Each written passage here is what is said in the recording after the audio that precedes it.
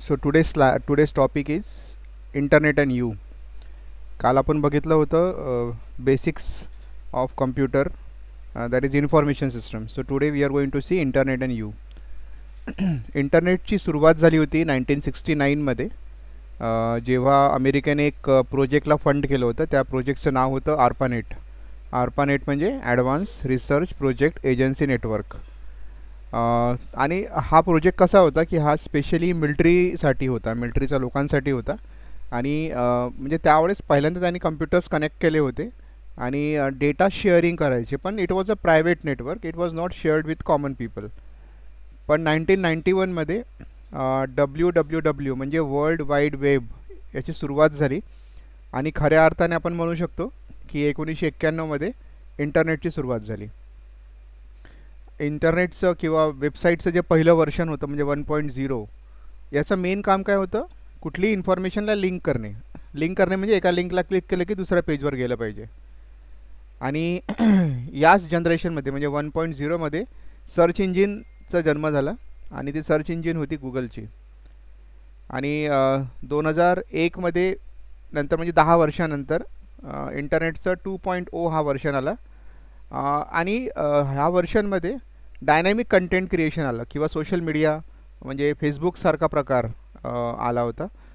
नंतर वेब 3.0 आलं आणि याच्यामध्ये पर्सनलाइज कंटेंट्स म्हणजे जर मला स्वतःचं ब्लॉग बनवायचं असेल, स्वतःचं कॅलेंडर मेंटेन करायचं असेल, वेदर रिपोर्ट मेंटेन करायची असेल तर that can also be maintain. Okay. आणि इंटरनेटला समजा मी कनेक्ट असेल तर त्याला आपण ऑनलाईन म्हणणार. Suppose if I am connected to internet and then I am online. आता इंटरनेटचे फायदे काय काय आहेत, युजेस? इंटरनेटचे फायदे म्हणजे पहिला आहे कम्युनिकेशन, दुसरं शॉपिंग, तिसरं सर्चिंग. तर कम्युनिकेशनमध्ये काय काय येतं? कम्युनिकेशन, आणि हे सगळ्यात पॉप्युलर, सगळ्यात जास्त वापरणारं तुम्ही जर पाहिलं इंटरनेटचा खरा यूज कोण करतं? तुम्ही व्हॉट्सअप वापरता, फेसबुक वापरता, म्हणजे काय करता? कम्युनिकेट करता, आपल्या मित्रांना काही मेसेज पाठवता. सो कम्युनिकेटिंग हे सगळ्यात महत्त्वाचं किंवा सगळ्यात पॉप्युलर ॲक्टिव्हिटी आहे. आपण काय करतो? ईमेल, फोटो, व्हिडिओ हे जगातल्या कुठल्याही कानाकोपऱ्यात आपण आपल्या फॅमिलीना, आपल्या फ्रेंड्सला सेंड करतो किंवा शेअर करतो. त्याच्यानंतर फेसबुकचा एक असा फायदा आहे की आपण जुन्या मित्रांशी कनेक्ट करू शकतो, आपण नवीन मित्र जोडू शकतो. तर तो एक फायदा आहे कम्युनिकेशनचा. त्याच्यानंतर आपण काही टॉपिक्सवरती डिस्कस करू शकतो, डिबेट करू शकतो. आणि सगळ्यात फायदा तुम्हाला सांगितला, फेसबुक, ट्विटर, इंस्टाग्राम, लिंक्डइन हे सगळे प्रकार तुम्हाला माहिती आहे की हे सगळे प्रकार खूप जास्त पॉप्युलर आहेत. सो पहिला जो यूज होता इंटरनेटचा तो कम्युनिकेशन. दुसरा जो आहे शॉपिंग म्हणजे फास्टेस्ट ग्रोईंग आहे. म्हणजे आता जेव्हा MSCIT 2001मध्ये सुरू झाला तेव्हा पण हेच पुस्तक होतं आणि तेव्हा फास्टेस्ट ग्रोईंग म्हटलं होतं 2001मध्ये. आता 2023मध्ये आलो आपण, म्हणजे 20 वर्ष झाले. आता फास्टेस्ट म्हणजे काय, मला असं वाटते शॉपिंग आता पॉप्युलर झालं. आता सगळ्यांना म्हणजे पहिले विश्वास नाही बसायचा किंवा आपण पैसे ट्रान्सफर करणार, मग तो पर्सन आपल्या घरी वस्तू आणून देणार, म्हणजे असं काहीतरी होईल असं आपण कधी विचारही नाही केला 2001मध्ये. पण आज हे सहज शक्य आहे. आज आपण घाबरत नाही, आपण सरळ पैसे ट्रान्सफर करतो आणि आपण कुठलीही वस्तू ॲमेझॉनवरून किंवा कुठल्याही जे माध्यमातून आपण बोलवतो. सो शॉपिंग हा एक प्रकार, जो पहिले थैल्या घेऊन आपण जायचो, आता ते आपण ऑनलाईन सगळ्या गोष्टी खरेदी करतो. सो लेटेस्ट फॅशन्स असतील, म्हणजे तुम्ही इथं घर बसल्या बसल्या जगातली कुठलीही वस्तू विकत घेऊ शकता. यू कॅन ऑल्सो बार्गेन, म्हणजे तुम्ही म्हणू शकता की नाही मला एवढा नाही एवढ्याला पाहिजे. You can also make a bargain. Example आहे मिंत्रा, ॲमेझॉन, फ्लिपकार्ट, ह्या सगळ्या अशा वेबसाईट्स आहे ई कॉमर्सच्या जिथून आपण शॉपिंग करू शकतो. तिसरा फायदा इंटरनेटचा सर्चिंग म्हणजे आपण कुठलीही इन्फॉर्मेशन कन्व्हिनियंट वेमध्ये शोधू शकतो. जर तुम्हाला समजा एखादा प्रोजेक्ट मिळाला असेल आणि तुम्हाला म्हटलं की बा ह्या टॉपिकवरती मला इन्फॉर्मेशन काढून द्या, so we can easily search that particular topic. त्याच्यानंतर जगातली सगळ्यात मोठी लायब्ररी, म्हणजे आता असं झालं आहे की पोरं लोक पुस्तकं वापरत नाही. त्यांना माहिती आहे पुस्तकात काय सापडणार, आता सरळ मोबाईल आहे ना, तिथे सर्चमध्ये जातात आणि टाईप करतात, त्यांना सरळ ती इन्फॉर्मेशन मिळून जाते. सो बुक्सचा वापर खूप कमी झाला आहे आता. आणि तुम्हाला लोकल न्यूज असेल किंवा इंटरनॅशनल न्यूज असेल तुम्हाला लगेच मिळते. कुठे पाणी येणार आहे, आजचं वेदर किती आहे, आता सध्या काय घडत आहे जगामध्ये, हे सगळं तुम्हाला 1 क्लिकमध्ये मिळतं. याचे सुंदर उदाहरण म्हणजे गुगल आणि बिंग सर्च एक आहे आणि Google search. So these are the 3 uses of internet: communication, shopping आणि सर्चिंग. चौथा जे फायदा किंवा यूज आहे तो आहे ई लर्निंग किंवा एज्युकेशन. आपण जो इरा शिकून राहिलो तो तुम्ही इन्स्टिट्यूटमध्ये पण ऐकू शकता, तुम्ही आपल्या मोबाईलमध्ये पण इरा ऐकू शकता, तुम्ही आपल्या घरच्या लॅपटॉपमध्ये पण इरा ऐकू शकता. फक्त अट एवढीच आहे की तुमच्याकडे इंटरनेट असलं पाहिजे. आणि हे खूप रॅपिडली वाढत आहे कारण की आता प्रत्येकांकडे मोबाईल आहे, प्रत्येक मोबाईलमध्ये इंटरनेट आहे. So it is a rapidly emerging web application. आता जसं मी क्लास घेतो, मी माझ्या घरी बसलो आहे, तुम्ही आपापल्या घरी आहे, आपण क्लास सुरू आहे आपला. सो कोरोनामध्ये हा एक प्रकार खूप जास्त पॉप्युलर झाला आणि हा वर्थ आहे. म्हणजे तुम्हाला जसं मी म्हटलं असतं की संडेला मी आधी कसं करायचो, संडेला क्लास घेत होतो थेअरीचे, आणि संडेला मग म्हणायचेच पोरं की नाही सर माझं जमत नाही, कोणी म्हणे मला नाही जमत, मला इकडे जायचं आहे. तर तो क्लास ऑफलाईन असल्यामुळे मिस व्हायचा. आता कसं आहे की मी हा क्लास रेकॉर्ड करू शकतो, ज्याने अटेंड नाही केला तो माझं सेशन नंतर रेकॉर्डेड सेशन ऐकू शकतो. हा फायदा आहे. सो ई लर्निंग किंवा एज्युकेशन हे ऑनलाईन झाल्यामुळे हा फायदा झाला. दुसरं, कुठलेही कोर्सेस, खूप सारे ऑनलाईन कोर्सेस आहे, जसं की खान अकॅडमी झालं, सिम्पली लर्न झालं, लिंडा झालं, उडेमी झालं. इतके सारे वेबसाईट्स आहे जिथे तुम्हाला वेबसाईटवरती आपण हे सगळे कोर्सेस, काही ठिकाणी तर फ्री पण आहे एज्युकेशन, तुम्ही फ्रीमध्ये पण करू शकता. जसं स्वयंची वेबसाईट आहे ज्याला NPTEL म्हणतो आपण, ती तुम्ही कोर्सेस फ्री करू शकता. फक्त तुम्हाला परीक्षेची फी द्यावी लागते आणि IITचे कोर्सेस तुम्ही शिकू शकता. So e learning is a fun and we can learn the any course. सिम्बॉयसिसचा एखादा कोर्स आहे, IIMचा एखादा कोर्स आहे, IITचा एखादा कोर्स आहे, कमी किमतीमध्ये घरी बसल्यावर तुम्ही करू शकता. तुम्हाला जर वाटलं की मला IIT मद्रासचा डेटा सायन्सचा कोर्स करायचा आहे, तर तुम्हाला जायची गरज नाही मद्रासला, तुम्ही घरी बसून तो कोर्स करू शकता आणि त्याला तेवढंच वेटेज आहे जेवढं तुम्ही तिथे जाऊन कराल, आणि तिथे पण तुम्हाला जॉब मिळतो. So that's why there are so much and ample opportunity available. Next फायदा आहे एंटरटेनमेंट. हे तर सगळ्यात जास्त तुम्हाला माहिती आहे. म्हणजे तुम्हाला व्हिडिओ बघायचा असेल, एखादी क्लिप बघायची असेल, तुम्हाला समजा एखादा मूवी बघायचं असेल, वेब सिरीज बघायची असेल, हे सगळं अवेलेबल आहे.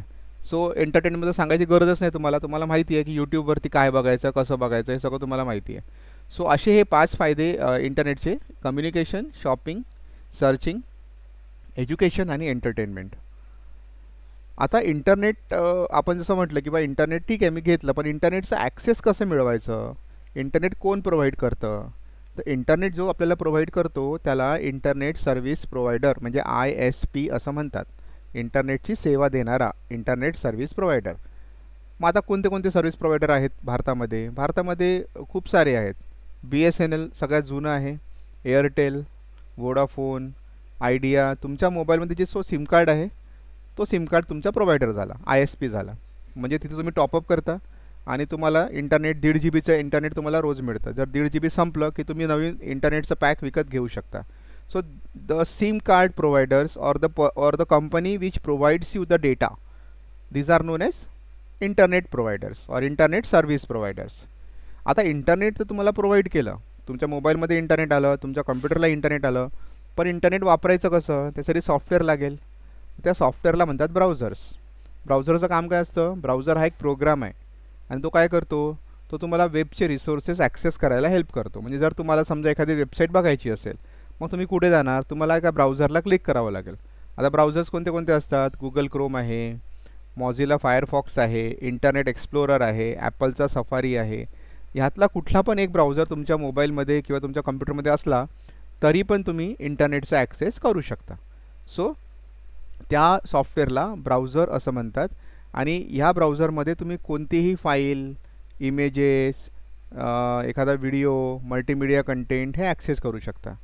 आता ह्या ब्राउझरमध्ये जर तुम्हाला एखादी वेबसाईट ओपन करायची म्हटली की तुम्हाला त्या वेबसाईटचा पत्ता टाईप करावा लागतो. पत्ता म्हणजे काय? URL. पत्ता म्हणजे URL. URLचं फुल फॉर्म काय आहे? Uniform resource locator, URL. आता इथे एक उदाहरण दिलं आहे, HTTPS www.google.com. तर हा जो पूर्ण पार्ट आहे ना याला म्हणतात URL, युनिफॉर्म रिसोर्स लोकेटर. ह्याच्यातला जो हा HTTPS आहे ना याचा फुल फॉर्म आहे hypertext transfer protocol. Okay, hypertext transfer protocol. ह्यातला जो गुगल आहे ना याला डोमेन नेम असं म्हणतात, डोमेन नेम. आणि हे जे .com आहे याला टॉप लेवल डोमेन असं म्हणतात. आता परीक्षेमध्ये असं एखादं प्रश्न दिला राहील, एक वेबसाईट दिली राहील आणि ते विचारतील .comला काय म्हणतात किंवा ह्या मधल्या पार्टला काय म्हणतात, याला काय म्हणतात. सो बरं, परीक्षेमध्ये नाही आलं पण तुम्हाला आलं पाहिजे, तुम्हाला ह्या सगळ्या गोष्टी माहिती असल्या पाहिजे. सो प्रोटोकॉल म्हणजे काय असतो? प्रोटोकॉल शब्द ऐकला असेल तुम्ही समजा. प्रोटोकॉल म्हणजे जर मी एखाद्याशी संवाद साधत असेल, मी एखाद्याशी बोलत असेल, काही कम्युनिकेशन करत असेल, तर त्या कम्युनिकेशन त्या भाषेला काय म्हणतात? प्रोटोकॉल म्हणतात. प्रोटोकॉल मीन्स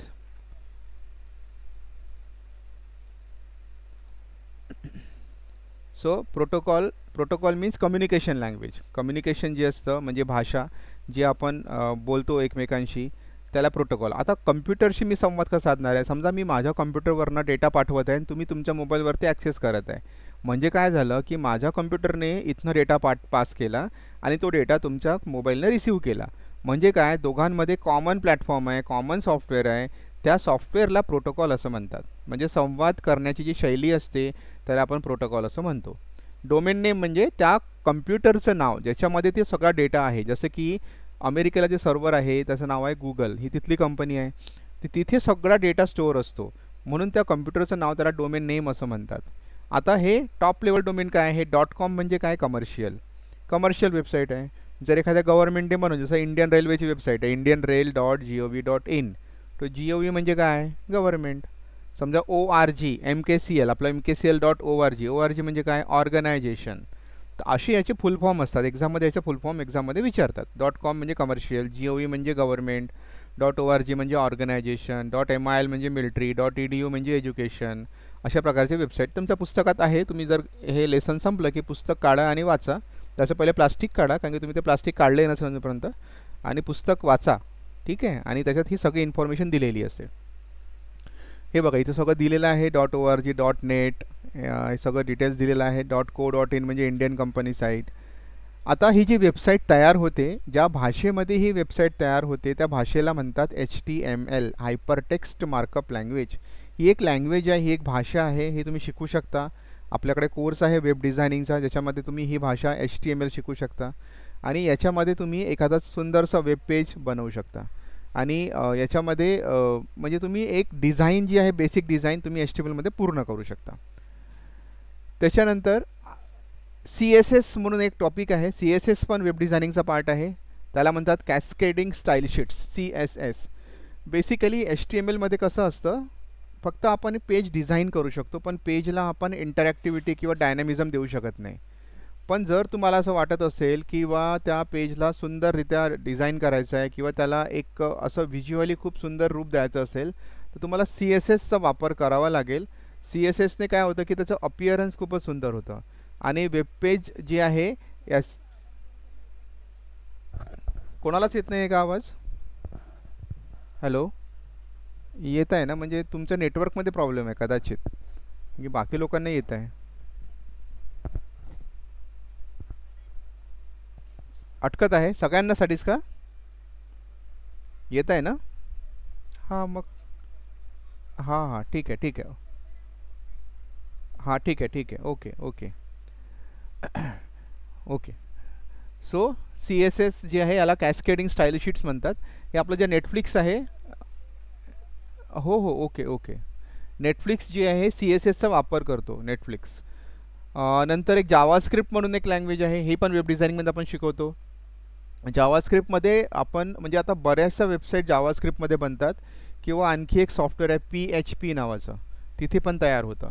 तर जावास्क्रिप्टमध्ये आपण जसं तुम्हाला समजा एखादं वेबसाईट जसं की एखादा फॉर्म बनवायचा असेल, इथे तुम्ही मुलांकडनं first name, middle name, last name, त्याचं कोणत्या क्लासमध्ये आहे आणि हा साईनअपचा फॉर्म किंवा रजिस्ट्रेशनचा फॉर्म तुम्हाला घ्यायचा असेल, तर तुम्ही हे बॉक्सेस डिझाईन करू शकता HTML मध्ये. पण जेव्हा तुम्ही सबमिट करता किंवा सेव्ह करता, तर हा data save unless and until होत नाही जोपर्यंत तुम्ही आपल्या वेबसाईटमध्ये जावास्क्रिप्टची कोडिंग करत नाही.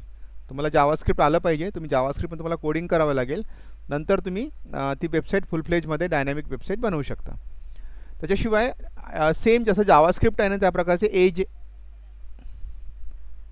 आवाज अटकत आहे. माझ्याकडे तर नेटवर्क फुल आहे, माझ्याकडे नेटवर्क फुल आहे. ठीक आहे ना, काही प्रॉब्लेम नाही आहे. माझ्याकडे रेकॉर्ड होऊन राहिला, जे नाही समजलं ना ते तू थोडंसं बघून घेशील मग चालेल. ओके. AJAX म्हणून आहे एक सॉफ्टवेअर आहे, ज्याच्यामध्ये आपण इंटरॅक्टिव्ह वेबसाईट जसं सेम जावास्क्रिप्ट सारखंच आहे AJAX. जसं गुगल मॅप्स आहे, गुगल मॅप्स AJAXचा वापर करतं. ज्याच्याने आपण कुठलाही रस्ता तुम्हाला जिथे जायचं असेल आपण लोकेशन मागवून घेतो आणि त्या लोकेशनप्रमाणे आपण जाऊ शकतो. त्याच्यानंतर काही युटिलिटीज आहेत, वेबसाईटच्या युटिलिटीज, वेब युटिलिटीज. त्याच्यामध्ये काही स्पेशल प्रोग्राम्स असतात ज्याच्यामुळे इंटरनेट जे आहे हे खूप इझी होऊन जातं. ओके, तर असे खूप सारे प्रोग्राम्स अवेलेबल आहे वेबसाईटवरती. त्याला आपण जसं आपण त्या दिवशी युटिलिटीज पाहिलं तर सर्व्हिस प्रोग्राम, तर या प्रकारे इंटरनेटमध्ये पण काही सर्व्हिस प्रोग्राम्स असतात. त्याच्यानंतर प्लगिन्स अवेलेबल आहे. प्लगिन्स म्हणजे काय, याच्यावरती प्रश्न येतो एक्झाममध्ये, नेहमी येतो की बाई it starts automatically and operate as a part of your browser. म्हणजे जर तुम्हाला वेबसाईटमध्ये एखादा फॉर्म डाउनलोड करायचा आहे तर डाउनलोड जनरली PDF मध्ये होतं. तर PDF कोणी बनवलं आहे, ॲडॉबने. ॲडॉब किंवा फ्लॅश प्लेअर झालं किंवा VLC मीडिया प्लेअर झालं, असे काही सॉफ्टवेअर तुम्हाला तुमच्या कम्प्युटरमध्ये नसेल तर ते वेळेवर अवेलेबल करून कोण देतं, इंटरनेट. तर अशा सॉफ्टवेअरला जे वेळेवर तुम्हाला मिळतं त्याला प्लगिन्स असं म्हणतात. ठीक आहे, प्लगिन्स म्हणजे आपल्याकडे जर साखर नसेल आपण बाजूच्या घरून साखर मागून आणतो. ठीक आहे, त्याच प्रकारे जर तुमच्याकडे सॉफ्टवेअर नसेल तर तुम्हाला त्या वेळापुरतं तिथं मिळतात, त्याला आपण प्लगिन्स म्हणतो. त्यानंतर फिल्टर्स काय असतात की इंटरनेट म्हटलं की त्याच्यामध्ये खूप काही गोष्टी आल्या, चांगल्या वाईट सगळ्याच आल्या. मग तुम्हाला जर वाटत असेल किंवा तुमच्या फॅमिलीसाठी प्रोटेक्शन हवं असेल, त्याच्यामध्ये खूप काही म्हणजे आपल्यावर डिपेंड करते की इंटरनेट कसं आहे, कसं वापरायला पाहिजे, काय बघायला पाहिजे, काय नाही बघायला पाहिजे. आता पॅरेंटला असं वाटत असेल किंवा माझ्या मुलाने हे नाही बघायला पाहिजे, त्यांना मग ते एक लॉक लावावं लागतं, त्याला फिल्टर असं म्हणतात. फिल्टरचं काम काय असतं, अशा वेबसाईट्स ज्याच्याने मुलं बिघडतील अशा वेबसाईटला लॉक करू शकतो आपण किंवा ब्लॉक करू शकतो. त्या वेबसाईट्सला म्हणतात, अशा त्या सॉफ्टवेअरला म्हणतात फिल्टर्स.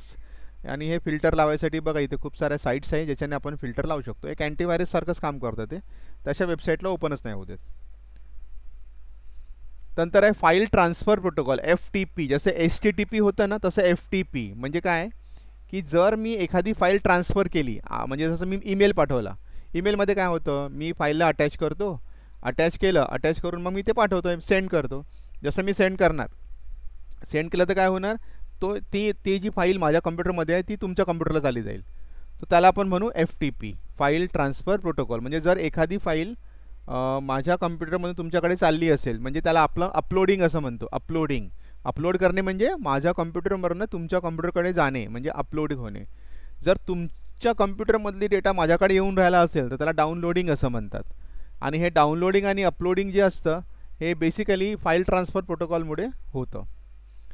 त्यानंतर वेब बेस्ड फाईल ट्रान्सफर अशा काही आहेत, जसं ड्रॉपबॉक्स तुम्ही पाहिलं असेल. ड्रॉपबॉक्स आजकाल मोबाईलमध्ये पण असं ड्रॉपबॉक्स म्हणा किंवा एक फोटो ॲल्बमवाला पण एक असतं, ज्याच्यामध्ये ना ते आपण काल क्लाउड कम्प्युटिंग पाहिलं होतं, तर क्लाउडशी कनेक्ट असतं. म्हणजे आपण डायरेक्टली त्या फाईल्स तिथनं अपलोड करू शकतो, त्याला ब्राउज करू शकतो, त्याला सेंड करू शकतो. तर अशा प्रकारचं वेब बेस्ड फाईल ट्रान्सफर पण असतं. आणि डायरेक्टली तुम्ही एका कम्प्युटरवरून दुसऱ्या कम्प्युटरला मोठी फाईल पण ट्रान्सफर करू शकता.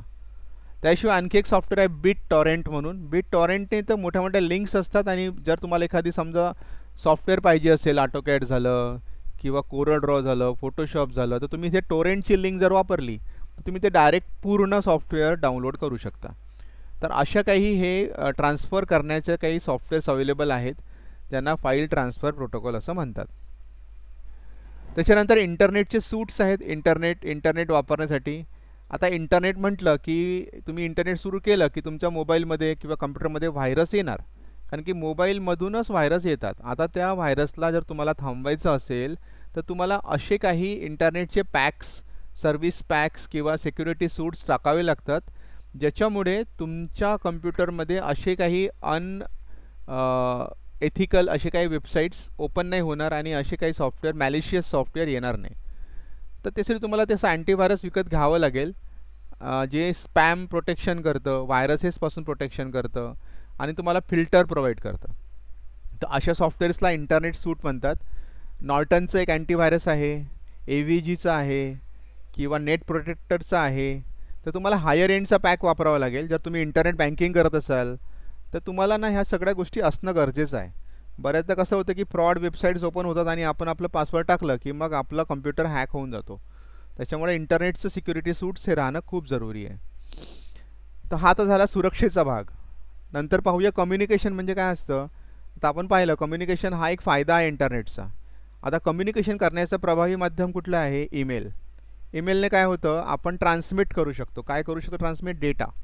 कुठे ट्रान्समिट करू शकतो? इंटरनेटवरती. So we can transmit electronic message over internet. आता या ईमेलचे 3 पार्ट पडतात. एक असतो हेडर, एक असतो मॅसेज आणि एक असतो सिग्नेचर. हेडरचे आणखी 3 पार्ट पडतात, ॲड्रेस, सब्जेक्ट आणि अटॅचमेंट. ईमेल कसं बनवायचं, ईमेल कसं सेंड करायचं हे तुम्हाला इन्स्टिट्यूटमध्ये मॅडम शिकवेल. नाही शिकवलं त्यांना विचारा की आम्हाला आमचं ईमेल ॲड्रेस तयार करून द्या म्हणा. तर हे शिकून घ्या, ईमेल ॲड्रेस कसं बनवायचं, ईमेल कसं सेंड करायचं तुम्हाला आलं पाहिजे. ओके. आता ईमेल ॲड्रेस तुमच्याकडे जर असेल तर तुम्ही ईमेल पाठवू शकता. जर तुमच्याकडे ईमेल ॲड्रेस नसेल तुम्ही ईमेल पाठवू शकत नाही. म्हणजे ईमेल ॲड्रेस म्हणजे पत्ता आहे तुमचा. तर तो ईमेल ॲड्रेस कसा असतो, जसं माझं असेल pramodsahaare@yahoo.com. याहू काय झालं, हे माझ्यासाठी डोमेन नेम झालं, ज्याच्यामध्ये मी माझं ईमेल ॲड्रेस बनवला आहे. आणि जे माझं नाव आहे पहिल्याचं प्रमोद सहारे, हे काय झालं युजर नेम. आणि yahoo.com काय झालं डोमेन नेम. काही लोक जीमेलमध्ये बनवतात, काही लोक रेडिफमेलमध्ये बनवतात. असे खूप सारे वेबसाईट्स आहे जे ईमेलची फॅसिलिटी प्रोव्हाइड करतात. आता मॅक्सिमम पॉप्युलर gmail.com आहे. माझं खूप जुनं आहे, 2001मध्ये मी बनवलं होतं. तर मी याहूमध्ये बनवलं, त्यावेळेस जीमेल नव्हतं. जीमेल आता आलेलं आहे. तर तुम्ही जीमेलमध्ये इझिली स्वतःचं ईमेल बनवू शकता. आणि ईमेल असलं की कसं आहे की तुम्ही कोणाकडनंही कुठल्या डेटा मागवू शकता आणि कोणाला डेटा पाठवू शकता. ईमेल ॲड्रेस, आजकाल ईमेल ॲड्रेस असणं खूप महत्त्वाचं आहे. नसेल तर इन्स्टिट्यूटमध्ये बनवून घ्या. आणि ईमेल कसं पाठवतात, ईमेल इनबॉक्स कसं ओपन करतात, अटॅच कसं करतात फाईल, डाउनलोड कसं करतात हे शिकून घ्या. त्याच्यानंतर मेसेजिंग आहे. मेसेजिंगमध्ये असते टेक्स्ट मेसेज. म्हणजे आता आपण जे SMS करतो, ज्याला आपण शॉर्ट मेसेजिंग सर्व्हिस म्हणतो, किंवा व्हॉट्सअपवरती जे आपण मेसेज पाठवतो इन्स्टंट मेसेजिंग, म्हणजे मेसेज पाठवणे. एक तर व्हॉट्सअपवरती पाठवा, मॅसेंजरवरती पाठवा किंवा SMS पाठवा. सो त्याला आपण म्हणतो मॅसेजिंग. आता सोशल नेटवर्किंग साईट हे तुम्हाला सांगायची गरज नाही. फेसबुक हे हार्वर्ड युनिव्हर्सिटीच्या 5 मुलांनी 2004मध्ये बनवलं होतं. गुगल प्लस 2011मध्ये लॉन्च केलं होतं. लिंक्डइन जी आहे 2003मध्ये बनवलं होतं. त्याच्यानंतर blogs, micro blogs, webcast, podcast, wikis. Blog म्हणजे काय, स्वतःची वेबसाईट. जर मी स्वतःची पर्सनल वेबसाईट बनवली त्याला ब्लॉग असं म्हणतात. ब्लॉगमध्ये काय, जसं की आता पेपरमध्ये काही लोक लेख लिहितात, तर तो वाचू शकतो पण त्याच्यावर कमेंट नाही देऊ शकत, प्रतिक्रिया देऊ शकत नाही आपण. पण तुम्हाला समजा असं वाटत असेल की मी काहीतरी लिहिणार आणि त्याच्यावरती लोकांनी कमेंट दिलं पाहिजे, वा अतिसुंदर, खूप छान, असं वगैरे आपण जे बघतो ना फेसबुकवरती, तसं तुम्ही स्वतःचं वेबसाईट बनवू शकता, ब्लॉग बनवू शकता. आणि त्याला म्हणजे लोकांना पाठवू शकता की बाबा असं आहे, जी काही तुम्हाला वाटते हेल्पफुल काही असेल समजा, तर ते तुम्ही ब्लॉग बनवू शकता. तर स्वतःच्या वेबसाईटला ब्लॉग म्हणतात. मायक्रो ब्लॉग म्हणजे काय, की तुम्हाला काही शॉर्ट सेंटेन्सेस लिहायचे असतील, काही किंवा लाँग स्टोरीज लिहायचे असतील तर ते तुम्ही लिहू शकता. किंवा लहानसं 4 सेंटेन्स असेल तर ट्विटर म्हणून एक आहे, तुम्ही पाहिलं असेल ट्विटरमध्ये तुम्ही 120 शब्दांचं वगैरे तुम्ही एखादा मेसेज पाठवू शकता. त्याला मायक्रो ब्लॉग असं म्हणतात. वेबकास्ट म्हणजे काय, जसं आता मी करून राहिलो इथे, तुम्ही कसं ऐकून राहिले आहे, पण तुम्हाला ते जॉईन केल्याशिवाय तुम्हाला ऐकता नाही येणार. तसं यूट्यूब थ्रू आपण वेबकास्ट करू शकतो. समजा MKCL बऱ्याचदा वेबकास्ट करतं.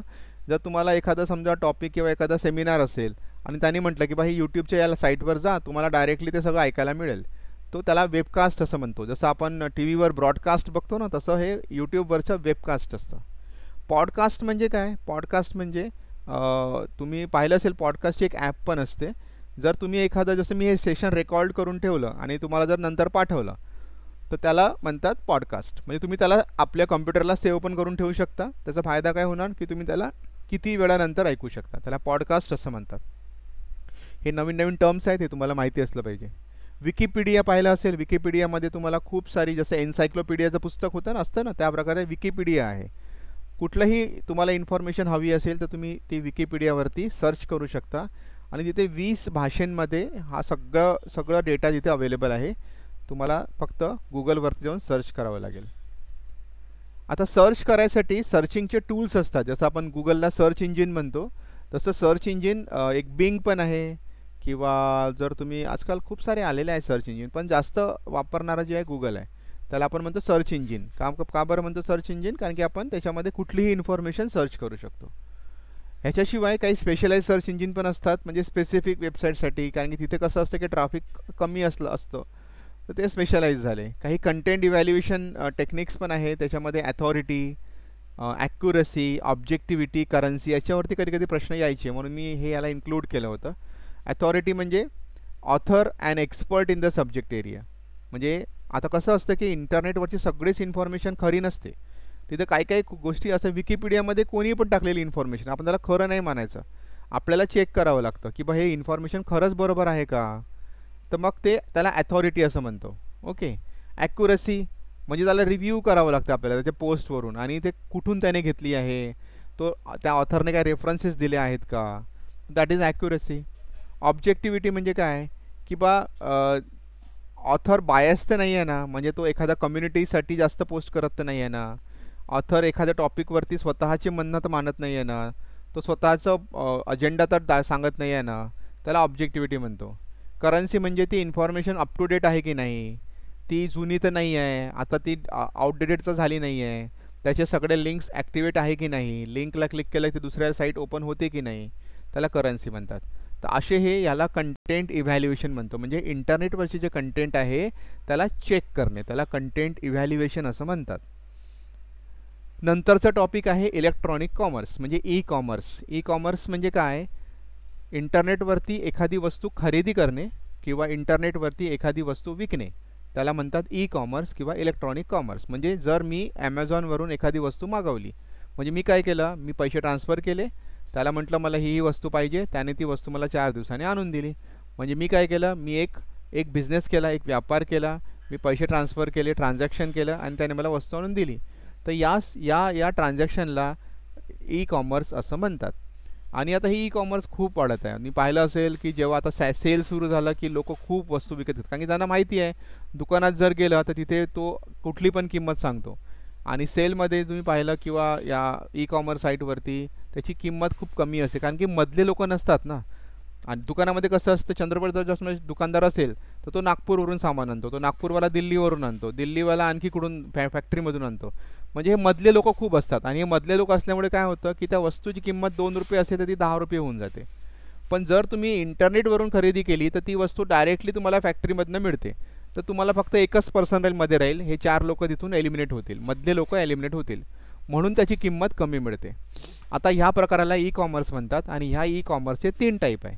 पहिलं आहे B2C म्हणजे बिझनेस टू कन्झ्युमर. म्हणजे मी एक कन्झ्युमर आहे, मी डायरेक्ट बिझनेसमॅनला म्हटलं की मला ती वस्तू माझ्या घरी आणून दे, तर त्यामध्ये कोणीच माणूस नाही आहे, तर त्याने मला डायरेक्ट ती वस्तू माझ्याकडे पोचवली. म्हणजे काय झालं, बिझनेस टू कन्झ्युमर B2C, जसं फ्लिपकार्ट, ॲमेझॉन, मिंत्रा. C2C म्हणजे कन्झ्युमर टू कन्झ्युमर. माझ्याकडे जुना मोबाईल आहे, तो मला विकायचा आहे, मी फोटो काढला आणि OLXवर टाकला. एखाद्या व्यक्तीला वाटलं की हा मोबाईल मला स्वस्त मिळत आहे आणि मला सेकंड हँडच पाहिजे, तर त्याने ती वस्तू विकत घेतली माझ्याकडनं. तर मी पण एक कन्झ्युमर, तो पण एक कन्झ्युमर, तर हा दोघांमध्ये झाला व्यापार. तर याला म्हणतो आपण C2C. तिसरा आहे B2B बिझनेस टू बिझनेस. म्हणजे चंद्रपूरचा व्यापारी काय करतो, म्हणजे आपल्या घराजवळचा व्यापारी काय करतो, तो सिटीमधनं सामान आणतो, सिटीमधला काय करतो, नागपूरमधनं आणतो, नागपूरवाला काय करतो, आणखी होलसेलरमधनं आणतो. म्हणजे एका बिझनेसमनने जर दुसऱ्या बिझनेसमनला वस्तू विकली त्याला B2B असं म्हणतात. तर असे हे 3 प्रकार ई कॉमर्सचे असतात, B2C, C2C आणि B2B. त्याच्यानंतर इंटरनेटवरचा सगळ्यात मोठा प्रॉब्लेम म्हणजे सिक्युरिटी. आपण पैसे ट्रान्सफर करतो तर ते पैसे खरंच ते योग्य व्यक्तीकडे चालले की नाही चालले. तर आणि जे पैसे आपण पाठवतो त्याला डिजिटल कॅश असं म्हणतात. आपण फोनपेवरती पैसे पाठवतो, गुगल पेवरती पाठवतो, इंटरनेट बँकिंग करतो, तर ह्या आपण काय खरे पैसे देतो का, नाही. आपण फक्त त्या आकड्यांची ट्रान्सफर किंवा आकडे इकडून तिकडे पाठवतो, तर त्याला डिजिटल कॅश किंवा ई कॅश असं सुद्धा म्हणतात. आपण काल क्लाउड कम्प्युटिंग पाहिलं होतं, तेच सेम आहे. आपण जे काल पाहिलं की बा आता जेवढे काही कंपनीज आहे ते सगळे लोक आपला डेटा क्लाउडवर ठेवत आहे. पण तुम्ही कुठूनही तो डेटा ॲक्सेस करू शकले पाहिजे. तुम्हाला काही जरुरी नाही की त्यांच्याच कंपनीत जाऊन त्यांच्याच कम्प्युटर वापरा, तुम्ही कुठेही बसू शकता. आपला ईमेल घरून ओपन करा, नागपूरवरून करा, दिल्लीवरून करा, तुम्हाला तोच डेटा मिळणार. तर अशा त्या टेक्नॉलॉजीला क्लाउड कम्प्युटिंग असं म्हणतात. आणि क्लाउड कम्प्युटिंगचं उदाहरण म्हणजे Google drive, Google docs, Google sheets, Google slides. आता हे जे MS वर्ड आहे हे तुम्हाला कम्प्युटरमध्येच ओपन करावं लागेल, पण MS वर्डचा सख्खा भाऊ म्हणजे कोण, गुगल डॉक्स. तुम्ही जर गुगल डॉक्सवरती एखादी फाईल बनवली तर तुम्ही ती गुगल डॉक्सवरची फाईल कुठेही ओपन करू शकता. पण तुम्हाला जर तुम्ही आपल्या कम्प्युटरमध्ये सेव्ह केली वर्डमधली फाईल, तर तुम्हाला त्याला इथंच येऊन करावं लागेल किंवा तुम्हाला पेनड्राईव्हमध्ये न्यावं लागेल. आणि गुगल डॉक्समध्ये कसं आहे, क्लाउडवरती आहे, तर तुम्ही याला कोणताच पेनड्राईव्ह लावायची गरज नाही. तुम्ही गुगल डॉक्सवरती ती फाईल बनवा आणि कुठून ॲक्सेस करा. त्याच्यामुळे एक्सेलसाठी गुगल शीट वापरा, वर्डसाठी गुगल डॉक्स वापरा आणि पॉवर पॉईंटच्या ठिकाणी गुगल स्लाईड्स वापरा. जर डेटा पण सुरक्षित राहतो, तुम्ही किती वेळ त्याला एडिट करू शकता आणि सेव्ह काय आपोआपच सेव्ह होत होतो. त्याला असं फाईलमध्ये जा आणि सेव्ह करा असं गरज नाही पडत. सो क्लाउडमध्ये काय असतं की डाटा आपोआप सेव्ह होतो. फक्त तुम्हाला त्या कम्प्युटरमध्ये इंटरनेटची गरज असते. इंटरनेट नसेल तर तुमचं पूर्ण काम अडलं. हा एक त्याचा ड्रॉबॅक आहे. IoT पण आपण काल बोललो होतो. IoTवरती IoT इंटरनेट ऑफ थिंग्स याच्यावरती आपण बोललो होतो. So I think it is enough. म्हणजे एवढंच आहे याच्यामध्ये. तुम्हाला जर काही डाऊट असेल, काही क्वेश्चन विचारायचं असेल तर यू कॅन आस्क क्वेश्चन.